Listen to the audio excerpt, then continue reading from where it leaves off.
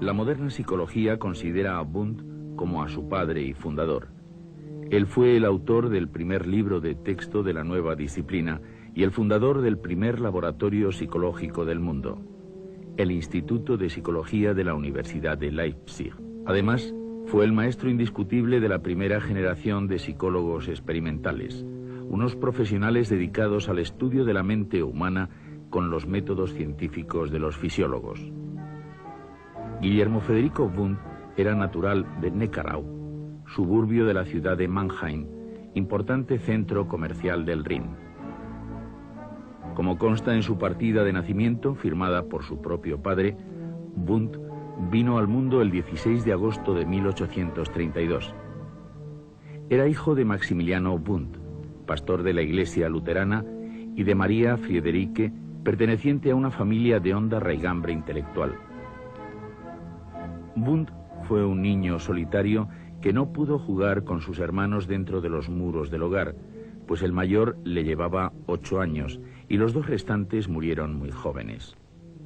En 1836, la familia Wundt trasladó su residencia a esta casa situada en Heidelsheim, pueblecito muy próximo a la ciudad de Bruchsal. El joven Guillermo compartió la habitación del ático con el vicario de su padre, que le enseñó las primeras letras y con el que le unió un gran afecto. Wundt cursó sus estudios de bachillerato en Heidelberg, después de haber perdido un curso en el colegio de Bruchsal. En esta ciudad de honda raigambre universitaria y en un ambiente más propicio, el joven Wundt mejoró su rendimiento académico, se aficionó a la literatura, hizo sus primeras amistades y vivió intensamente los acontecimientos políticos de su país convulsionado por la Revolución de 1848. En Heidelberg presenció la conferencia preparatoria de la Dieta de Frankfurt y un año después, en el verano del 49, fue testigo de la derrota de los revolucionarios aplastados por las tropas prusianas. Estos acontecimientos impresionaron mucho al joven Wundt, quien en 1851 concluyó sus estudios de bachiller con unas calificaciones que no permitían albergar muchas esperanzas con respecto a su futuro. Su maduración intelectual se produjo durante sus estudios de medicina, en los que pronto destacó por sus dotes de investigador. En 1853 publicó este trabajo sobre el contenido de sal en la orina, en el que midió los efectos producidos en su propio metabolismo por una larga dieta sin sal. Poco tiempo después realizó este otro trabajo sobre los trastornos producidos por el corte de los nervios de la respiración. Esta investigación le valió un premio de la Facultad de Medicina y le abrió las puertas de la universidad. En 1855, el profesor Hasse, catedrático de anatomía patológica y uno de los directores del Hospital Universitario de Heidelberg, tomó como ayudante a Wundt. Wundt, que acababa de concluir la carrera con el número 1 de su promoción, trabajó en la sección de mujeres, en donde encontró muchas anestesias e hiperestesias histéricas. Estos trastornos le pusieron en contacto con la obra de Weber, uno de los grandes especialistas en el sentido del tacto. Según confesó Wundt, Weber fue la primera estación del camino que me llevó a la psicología experimental. A la edad de 24 años, Wundt fue nombrado docente privado de fisiología por la Universidad de Heidelberg. A pesar de contar únicamente con 4 alumnos, el joven profesor tomó tan en serio sus clases que contrajo una grave enfermedad y estuvo a las puertas de la muerte. En septiembre de 1858, Wundt fue nombrado ayudante de Helmholtz, famoso físico y fundador del Instituto de Fisiología de la Universidad de Heidelberg. En 1860, Gustavo Fechner propuso al mundo una nueva ciencia experimental, la psicofísica, dedicada al estudio de las relaciones entre la mente y el cuerpo. Sus elementos de psicofísica eran una demostración palpable de las posibilidades del experimento en el estudio de la mente humana.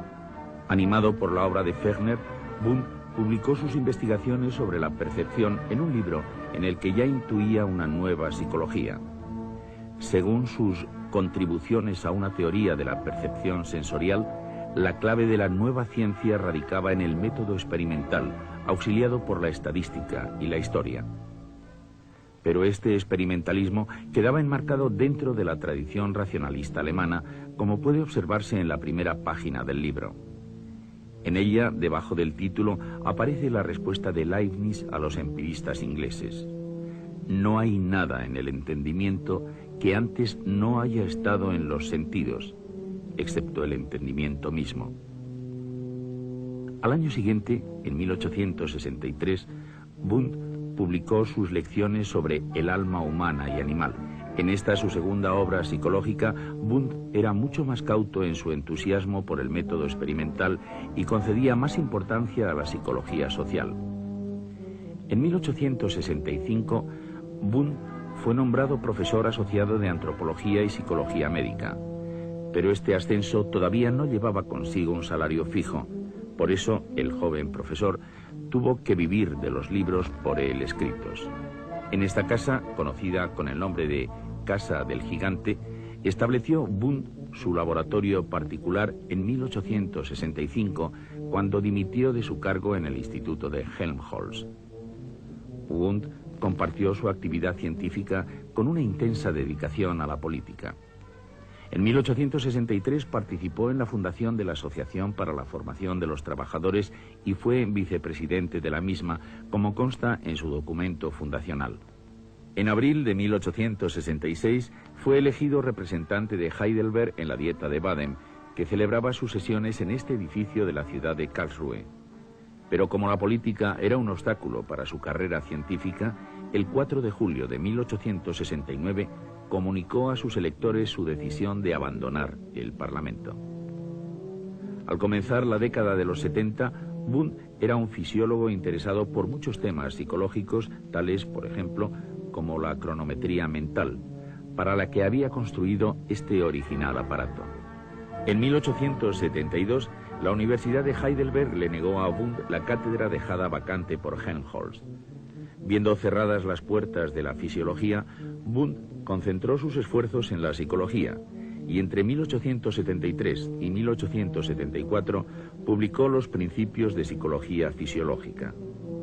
Esta obra estaba llena de cuadros y figuras muy similares a los de los libros de fisiología. En su prólogo podía leerse lo siguiente: el libro que ofrezco al público intenta trazar los límites de un nuevo dominio o disciplina científica.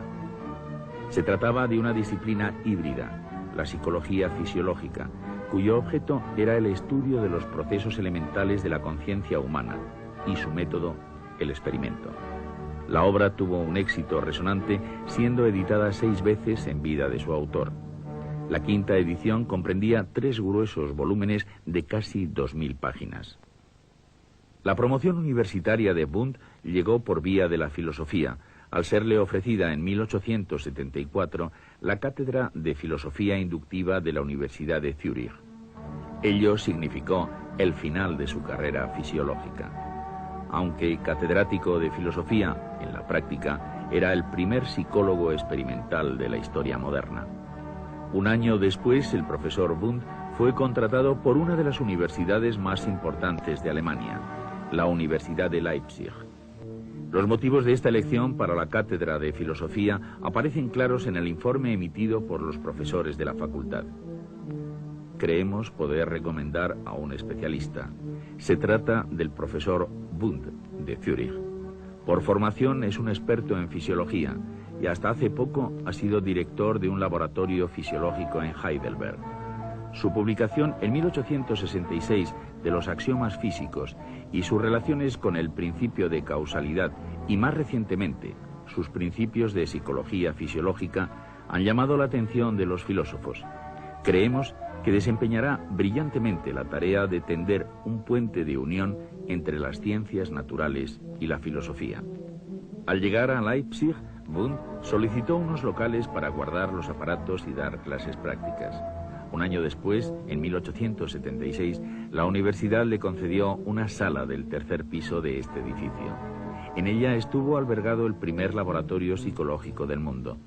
En 1879, el laboratorio amplió sus instalaciones, convirtiéndose en un instituto privado financiado por el propio Wundt. Por ello, y porque durante ese año Max Friedrich comenzó la primera tesis doctoral de la nueva ciencia, que versó sobre los tiempos de apercepción, Wundt consideró a 1879 como el año fundacional del laboratorio y, por consiguiente, de la psicología experimental. En 1883, año de su reconocimiento oficial, el instituto contaba con varias salas, como puede apreciarse en este plano. Además, disponía de estos talleres para la construcción y reparación de los aparatos empleados en los experimentos. Esta fotografía nos da una idea del viejo laboratorio de Wundt. Titchener, uno de sus discípulos más destacados, lo describe con las siguientes palabras. Recuerdo que contaba con más de 5 habitaciones. La primera era una entradita que solo servía para guardar los trastos. Después venía la primera sala, en la que había cronógrafos, cajas de herramientas y una mesa para trabajos ópticos. La habitación 4 era la sala segunda, con los cronoscopios y las cajas con aparatos. Probablemente a continuación venía la habitación 5, reservada para Wundt, y que debía tener una escalera especial porque Wundt aparecía y desaparecía sin pasar por las demás habitaciones. Al otro lado del pasillo estaba la habitación 7 con los estimuladores y llaves de respuesta.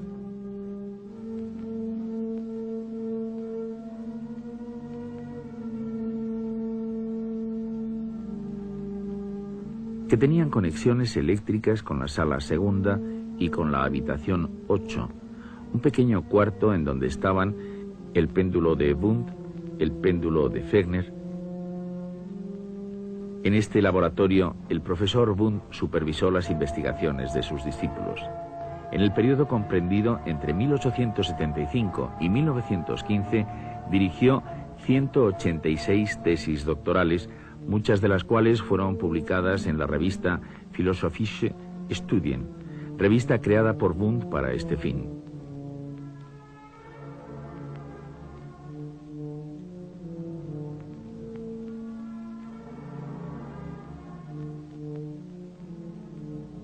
El norteamericano James McKean Cattell fue el primer ayudante del laboratorio de Leipzig.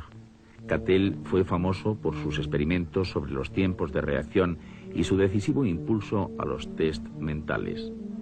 La fama de Wundt atrajo a Leipzig a muchos estudiantes extranjeros. Por ejemplo, en esta lista del verano de 1891 hay 7 no alemanes, entre los que destacan el americano Widner y el inglés Titchener. Widner fundó en Filadelfia la primera clínica psicológica del mundo. Titchener fue el principal representante de la psicología de Wundt en los Estados Unidos. Influido por la tradición empirista anglosajona, rechazó el principio de la actividad creadora de la mente y defendió un asociacionismo más estricto. En este escritorio de su despacho de Leipzig escribió Wundt la mayor parte de su copiosa obra, que ascendió a más de 53.000 páginas impresas. Su mala visión, agravada por una lesión en la retina de su ojo derecho, le hacía difícil la escritura, como puede apreciarse en esta carta autógrafa. La mayor parte de sus escritos de la década de 1880 fueron filosóficos. El primero fue un tratado de lógica cuyo segundo volumen, publicado en 1883, consideraba al método científico desde unas coordenadas muy distintas de las positivistas entonces en boga. En 1886 publicó su tratado de ética, en donde los principios morales fueron considerados desde una óptica positiva, la de las costumbres y hábitos de la colectividad. Ellos eran la fuente principal de la moralidad. Wundt coronó su sistema filosófico en 1889 con sus fundamentos de metafísica. En su opinión, la metafísica tenía como misión dar unidad y coherencia a todos los conocimientos humanos, incluido el científico. Por eso, tenía que basarse en los datos de la ciencia. Durante el curso académico 1889-90, Wundt fue rector de la Universidad de Leipzig. Tras este paréntesis de un año, retornó nuevamente a la psicología para investigar los sentimientos. Valiéndose de la introspección y de los registros fisiológicos de la actividad emocional, intentó desentrañar la complejidad de nuestro mundo afectivo. Wundt encontró 3 dimensiones básicas: placer o agrado-displacer, excitación o manía y calma o depresión. Y por último, tensión o autocontrol voluntario y relajación o ausencia de control. Esta teoría tridimensional del sentimiento fue incluida en el último resumen importante de su psicología individual, el Compendio de Psicología del año 1896. En él, Wundt llamó voluntarista a su sistema porque consideraba a la voluntad como modelo y prototipo de los demás actos psíquicos. A los 70 años de edad, cuando la mala visión y la artrosis le hacían difícil el trabajo en el laboratorio, Wundt acometió la última gran empresa de su vida, la psicología de los pueblos o psicología social. En 1900 apareció el primero de los 10 volúmenes de esta obra, complemento indispensable de la psicología individual, dado que ésta no podía explicar los procesos más complejos del pensamiento. Estaba dedicado al lenguaje, una de las principales manifestaciones de la mente colectiva, y en cierto modo se anticipaba a la moderna psicolingüística. La psicología social de Wundt incluía una historia de la evolución de la humanidad en la que ésta era considerada como una marcha hacia la comunidad universal de los pueblos. Algunos historiadores han presentado a Wundt como a una persona dogmática e intolerante. Es cierto que intervino en muchas discusiones teóricas, pero sus contemporáneos son casi unánimes a la hora de destacar sus grandes cualidades. Uno de ellos, Titchener, lo describe como una persona sencilla, cordial, tolerante, en absoluto dada al monólogo, con algunos chispazos de fino humor. En él no había rastro del león rugiente de la controversia o del árbitro olímpico de la ciencia. Wundt era muy metódico en el trabajo, pero en los momentos de descanso disfrutaba con las cosas sencillas de la vida familiar.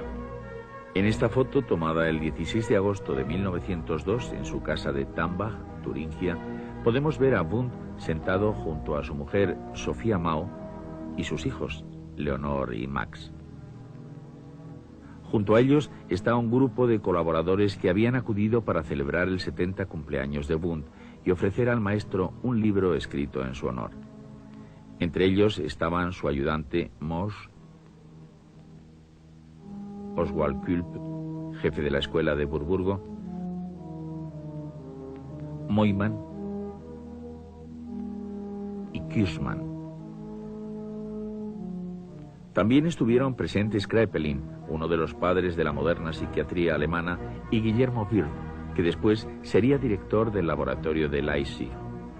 Según un testigo presencial, cuando fue llevado ante ese grupito de personas que habían sido ayudantes suyos y a muchos de los cuales no había visto desde hacía una década, Wundt quedó profundamente conmovido. Y cuando Kulp, con gran afecto y dignidad reverencial, le entregó el libro de homenaje, el anciano apenas pudo pronunciar palabra. Su fácil oratoria, que no necesitaba de la lectura de notas en las clases, y sus grandes conocimientos hicieron de Wundt uno de los profesores más populares de Leipzig. En 1912, con ocasión de su 80 cumpleaños, los estudiantes entregaron este diploma a su maestro, quien, a pesar de su avanzada edad, siguió impartiendo sus lecciones hasta los 83 años. Fue uno de los primeros profesores alemanes que llevaron los aparatos de sus experimentos al aula escolar. Aquí podemos verle en una clase práctica sobre los tiempos de reacción. Wundt está presto a pulsar las teclas de respuesta. Con él están sus ayudantes y colaboradores. Sander está manipulando el aparato productor de estímulos, mientras que Otto Klemm muestra unos gráficos al auditorio. A la izquierda están Dietrich y Wirth. Wundt perteneció a numerosas sociedades científicas y sus méritos fueron reconocidos por sus contemporáneos que, entre otros honores, le otorgaron el de hijo adoptivo de la ciudad de Leipzig. Todavía tuvo tiempo para escribir sus memorias, que fueron publicadas en 1920 con el título de Vivencias y Experiencias. Ese mismo año, el 31 de agosto, falleció de rápida enfermedad al poco de cumplir los 88 años.